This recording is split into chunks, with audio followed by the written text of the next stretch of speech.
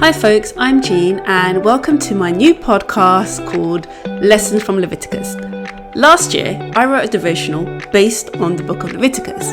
I thought it might be a good idea to turn it into an audio book, but it was a heavy upfront cost and I wasn't sure if people would be interested in a devotional audiobook, so I've created a podcast instead. I'm not sure how this will turn out, but we'll see what the Lord will do. This podcast is basically me reading the contents of the first book in the series of devotionals I wrote over the course of 30 daily episodes.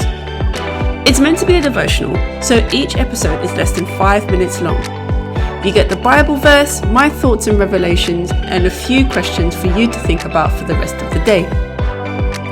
Just so we're all on the same page, this isn't supposed to be a deep exegesis on the book of Leviticus. Neither is it a Bible commentary which offers comments on which bits of the law apply today and which are to be rejected or ignored. Instead, this is a series of devotionals based on my personal quiet times that aim to make the book of Leviticus more accessible and readable to the average Christian.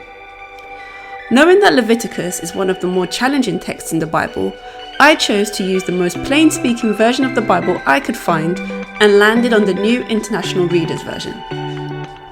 For the most part, I've tried to stick to the text of Leviticus. There's not much appeal to the New Testament because this is supposed to be a devotional based on the book of Leviticus. That being said, there were moments during writing when the Holy Spirit prompted me or reminded me of a parallel between the Leviticus passage for that day and a verse in the New Testament. Where that's the case, I've included the relevant New Testament passage in the reading for the day.